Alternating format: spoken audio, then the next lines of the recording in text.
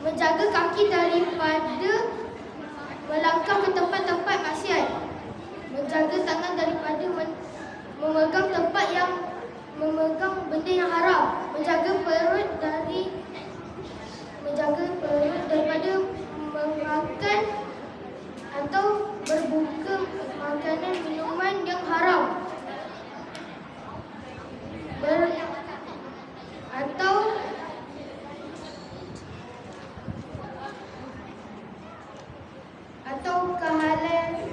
kehalalannya. Berpuasa sekadar menahan lapar dan tidak makan atau minum, tidaklah terlalu sukar. Namun yang amat terlalu sukar adalah berpuasa segala panca indera. Akhir kata berpuasalah secara total seperti orang-orang mereka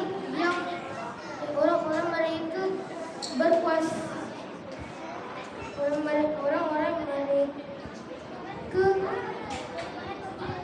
berpuasa dengan seluruh jasad dan rohani. Semoga kita capai darjat dan takwa. Sekian. Wabillahi taufiq wal hidayah. Wassalamualaikum warahmatullahi wabarakatuh. Warahmatullahi wabarakatuh. Hari ini saya akan menyampaikan tazkirah yang bertajuk Raya Pintu Syurga Orang Berpuasa. Rasulullah sallallahu alaihi wasallam menggambarkan syurga suatu tempat yang sangat indah yang disediakan untuk orang-orang yang beriman dan bertakwa. Sungguh pun begitu, apabila masuk bulan Ramadan, syurga yang tersedia indah terus dihiaskan lagi, maka bertambah-tambahlah keindahan syurga. Ibnu Hajar mengatakan bahawa di syurga terdapat 8 buah pintu. Salah satunya dinamakan Ar-Rayyan. Orang yang berpuasa dengan ikhlas akan memasuki syurga dengan pintu ini. Apabila semua orang yang berpuasa sudah memasuki syurga, malaikat akan menutup pintu syurga. Berdoalah kepada Allah agar puasa kita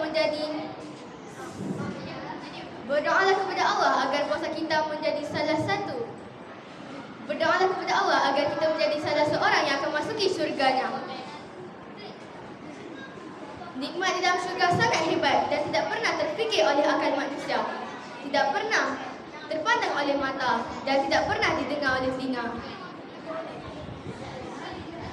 Orang yang bertakwa akan ditempatkan di dalam bilik yang tinggi dan bawahnya mengalir anak-anak sungai, sebagaimana dijadikan Allah Subhanahu wa Ta'ala. Keindahan di dalam syurga digambarkan oleh Allah dalam pelbagai surah, antaranya surah Ar-Rahman, surah Al-Insan, surah Al-Waqiah dan lain-lain lagi.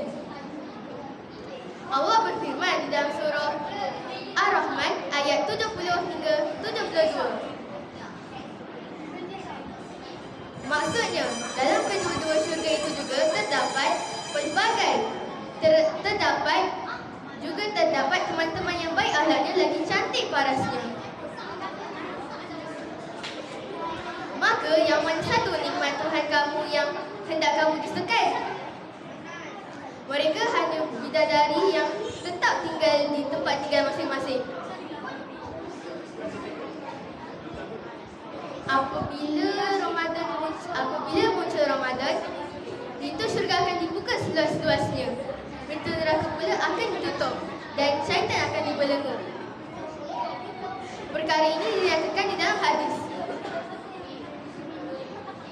Maksudnya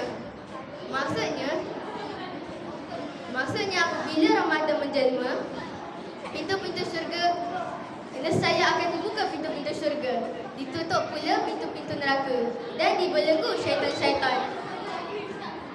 Hadis riwayat Bukhari dan Muslim. Hadis ini mengenai kemuliaan bulan Ramadan dan Allah ingin mengangkat darjat orang yang berpuasa dengan penuh keimanan dan ketakwaan.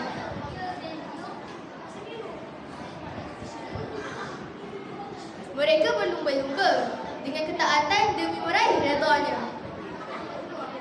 Sebagiannya berjaya dan keluar sebagai pemenang. Sebagiannya lagi meninggalkan ketaatan dan termasuk orang-orang yang rugi. Hasan Al-Basri berkata, Allah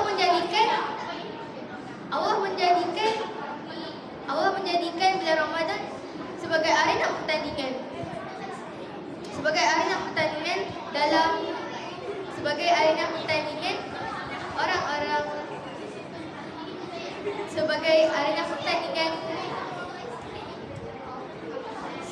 pertandingan makhluk-makhluknya.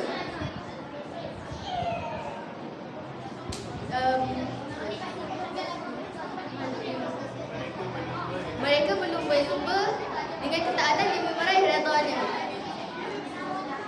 Sebagiannya meninggalkan ketaatan. Sebagiannya berjaya dan keluar sebagai pemenang. Sebagiannya meninggalkan ketaatan dan memasuki orang-orang yang rugi. Mohonlah kepada Allah agar puasa kita menjadi salah satu tiket untuk memasuki syurga. Walaupun puasa kita terdapat banyak kecacatan dan kekurangan, akhir kata tidak ada bulan yang membuka pintu syurga seluas bulan Ramadan. Hanya bulan Ramadan tidak ada peluang yang lebih besar. Tidak ada peluang yang lebih besar. Tidak ada peluang yang lebih besar selain bulan Ramadan. Sekian wabillahi taufiq wal hidayah. Wassalamualaikum warahmatullahi wabarakatuh. Assalamualaikum warahmatullahi wabarakatuh. Hari ini saya akan menyampaikan tazkirah yang bertajuk berpuasa kerana Allah. Kita berpuasa bukan kerana perintah ayah dan ibu atau sesuatu pun, atau kita malu untuk makan ketika semua orang berpuasa. Tetapi kita berpuasa kerana perintah daripada Allah Subhanahu Wa Taala, Tuhan yang menciptakan kita dan Tuhan yang akan memberi ganjaran pahala kepada kita. Bagi orang beriman, puasa bukanlah satu amalan budaya ataupun adat. Puasa bukan satu petua untuk teruskan badan atau untuk menyembuhkan penyakit. Puasa bukan rutin bulanan atau tahunan. Puasa adalah perintah dan arahan daripada Allah Azza wa Jalla. Jadi puasalah seperti yang dikehendaki dan diperintah oleh Allah, bukan berpuasa mengikut cara kita sendiri. Puasa bukan ikut suka hati kita atau ikut cara kita, tetapi berpuasa mesti ikut apa yang Allah mahu hamba-hambanya berpuasa. Sebab itulah ramai orang yang berpuasa tetapi Allah tidak menerima puasanya. Abu Hurairah menukilkan sabda Rasulullah SAW, betapa ramai orang berpuasa yang tidak mendapat apa-apa ganjaran daripada puasanya kecuali lapar dan dahaga. Betapa ramai orang beribadah malam tetapi tidak mendapat apa-apa ganjaran daripada ibadahnya kecuali keletihan menjaga malam. Allah menghendaki orang yang berpuasa menahan diri daripada mengikut kehendak nafsu dan nafsu syahwat, menahan fashion indera dan anggota tubuh badan daripada melakukan perkara yang haram, menjaga lidah daripada bercakap yang sia-sia, lucah, kesal, berdusta, lupa dan seumpamanya. Jelaslah bahawa puasa itu bukan hanya sekadar menahan nafsu, menahan makan dan minum. Faedah puasa yang paling besar adalah untuk menunjukkan hawa nafsu demi mengabdikan diri kepada Allah, menjadi hamba kepada Allah bukan hamba kepada nafsu. Manakala puasa tidak tercapai jika nafsu tidak berjaya dikutuk, sedangkan puasa itu adalah perisai yang menjadi benteng seseorang daripada melakukan perkara haram. Namun perisai ini akan musnah jika nafsu tidak dibendung, jika lidah tidak dijaga, jika perkara sia-sia masih dilakukan. Puasa akan menjadi perisai dan benteng yang kokoh jika dilakukan dengan ikhlas kerana Allah Subhanahu Wa Taala dan mengharap keridhaannya semata-mata. Oleh itu, orang yang mencari kebahagiaan abadi tidak pernah merasa susah untuk menunaikan puasa Ramadan. Akhir kata, tunaikanlah puasa ini hanya untuk Allah dan kerana Allah sahaja. Maka tercapailah matlamat akhir puasa, iaitu ketakwaan kepada Allah. Sekian, wabillahi taufiq wal hidayah. Assalamualaikum warahmatullahi wabarakatuh. wabarakatuh. Hari ini saya akan menyampaikan tazkirah yang bertajuk berpuasalah dengan sempurna. Kita berpuasa bukan dengan kehendak diri sendiri atau disuruh oleh ibu bapa. Akan tetapi kita berpuasa disebabkan suruhan Allah Subhanahu wa taala. Berpuasalah sebagaimana Allah memerintahkan kita untuk berpuasa. Bukan seperti mana kita hendak berpuasa mengikut cita rasa sendiri. Puasa bukan sekadar tidak makan dan minum, malah ia mempunyai konsep yang lebih luas. Jika sekadar tidak makan dan minum, ayam yang mengeram turut tidak makan dan minum ketika mengeram untuk menetaskan telur. Ulat yang tergantung di dalam kepompong di pokok juga tidak makan dan minum. Bahkan terduduk diam sahaja. Allah menghendaki umat Islam untuk berpuasa secara keseluruhan, bukan sekadar puasa mulut menahan diri daripada makan dan minum, tetapi berpuasa semua panca indera.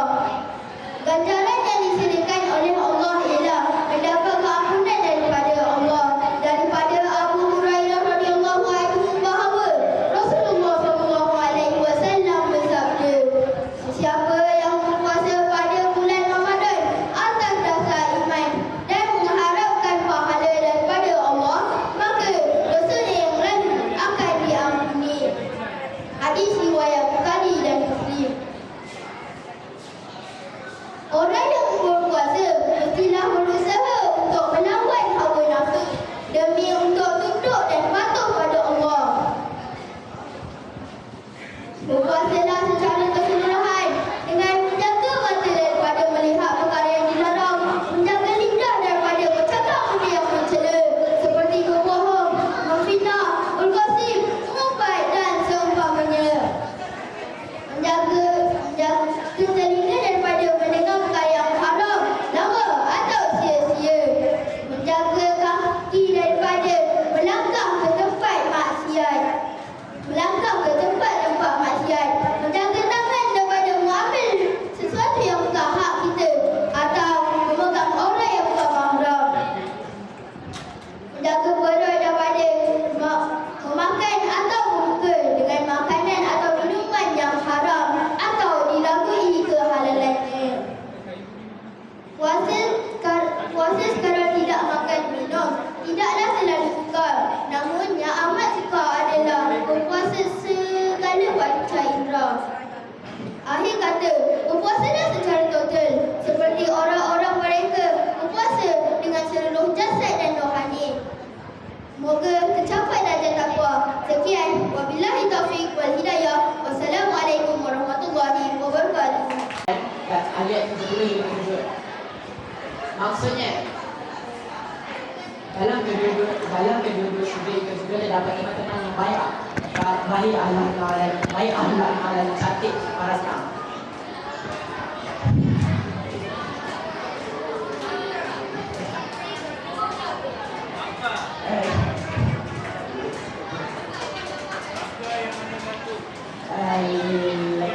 Maka yang satu di antara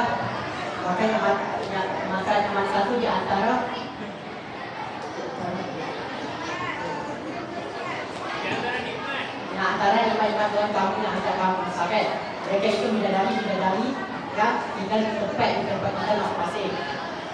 Apabila muncul bulan Ramadan, sehingga akan itu sudah ada terbuka seluas waktu ada pintu neraka akan ditutup dan syaitan akan berlebih. Perkara ini dinyatakan dalam hadis. Maksudnya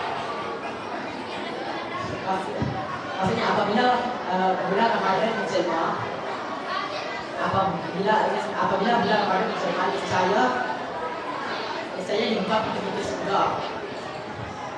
Saya pintu surga akan dibuka, pintu neraka akan ditutup dan belenggu syaitan.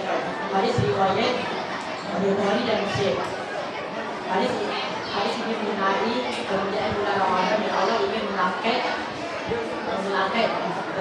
derajat orang yang dewasa dengan penuh keimanan dan ketakwaan.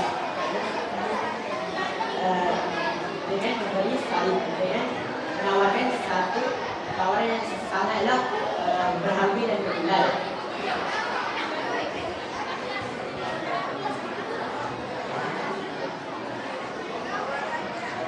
Tawarannya ialah untuk surga akan terbuka sebuah suasana dan pintu neraka akan ditutup. Hasan al-Basri berkata, Allah menjadikan bulan Ramadan sebagai arena perperangan untuk arena perperangan makhluk-makhluknya. Mereka berubah dengan ketaatan untuk mencapai redanya.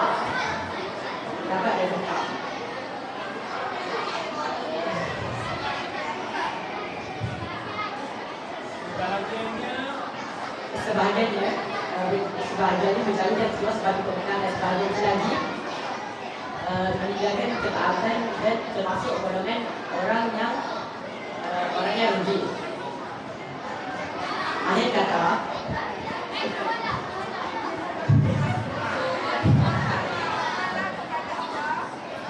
memohonlah kepada Allah agar puasa kita menjadi salah satu tiket untuk memasuki surga walaupun banyak kecacatan dan kekurangan. Akhir kata,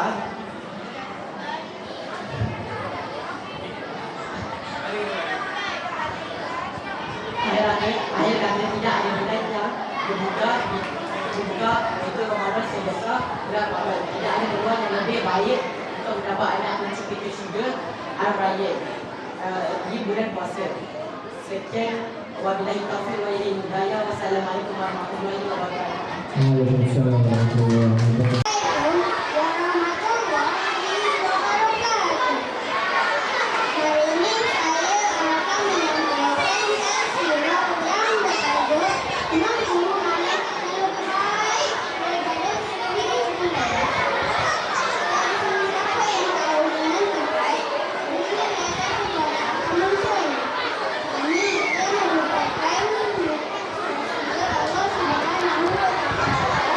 Supaya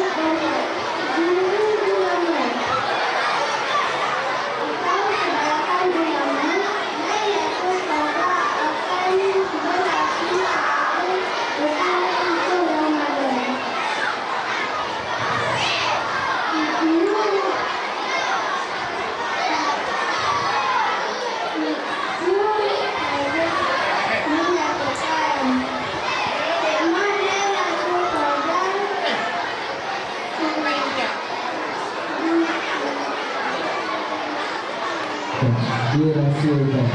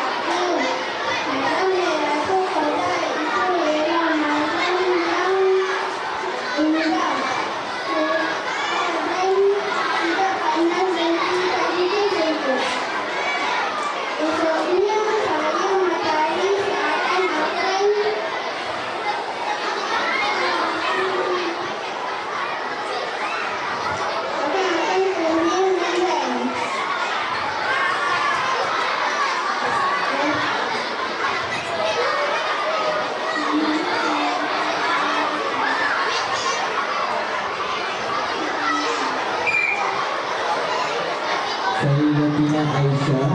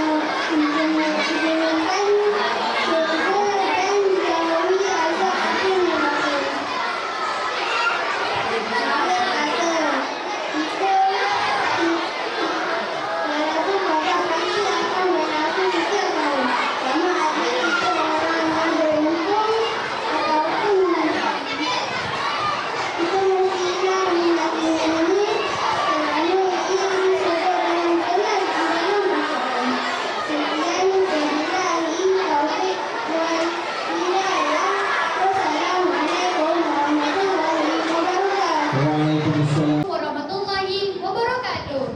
Hari ini saya akan menyampaikan tazkirah yang bertajuk Memburu Malam yang Lebih Baik Daripada 1000 Bulan. Tiada siapa pun yang tahu dengan tepat bila Lailatul Qadar akan muncul. Ini merupakan rahsia Allah Subhanahu Wa Taala supaya hamba-hambanya sentiasa teguh melakukan ibadah sepanjang Ramadan. Hati kita tertarik dengan tawaran amal yang baik ini? Satu tawaran yang tidak pernah berlaku di mana-mana tempat di dunia ini. Hanya Allah yang mampu membuat tawaran ini. Allah berfirman dalam surah Al-Qad ayat 3. Bismillahirrahmanirrahim. Lailatul Qadri khairun min alfi syahr. Maksudnya, malam kemuliaan Lailatul Qadar itu lebih baik daripada 1000 bulan. Orang yang beriman dan bertakwa akan memburu malam Lailatul Qadar. Bahkan malam ini akan menjadi kemuncak ibadah. Carilah ia di celah-celah malam Ramadan itu. Rasulullah SAW bersabda, carilah malam Al-Qadar pada 10 malam terakhir pada malam-malam yang ganjil.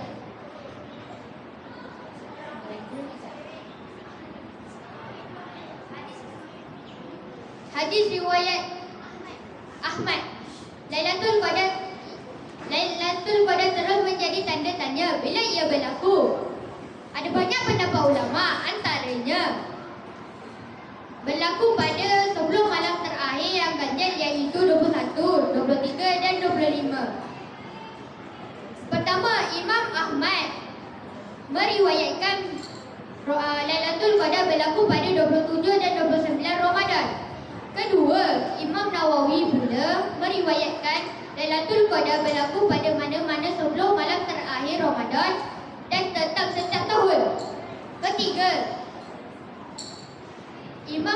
Imam Syafi'i pula meriwayatkan Lailatul Qadar berlaku pada 21 dan 23 Ramadan. Keempat, jumhur ulama, kebanyakan ulama meriwayatkan Lailatul Qadar berlaku pada 27 Ramadan.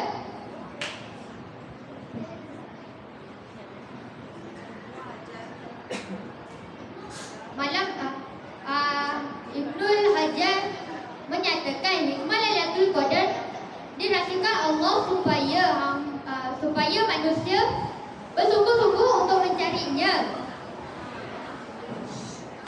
dengan beribadah berbanding jika dinyatakan dengan tepat. Namun begitu, tanda-tanda Lailatul Qadar telah berlalu dapat dilihat pada keesokan harinya.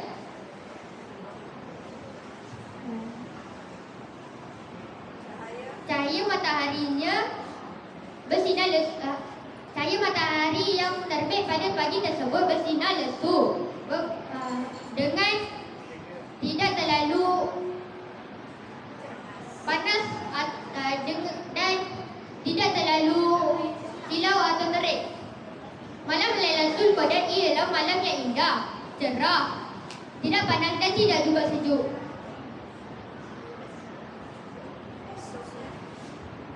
Esoknya cahaya mataharinya seakan-akan kini mendan. Hadis riwayat Ibnu Huzaimah dan Al-Bazar.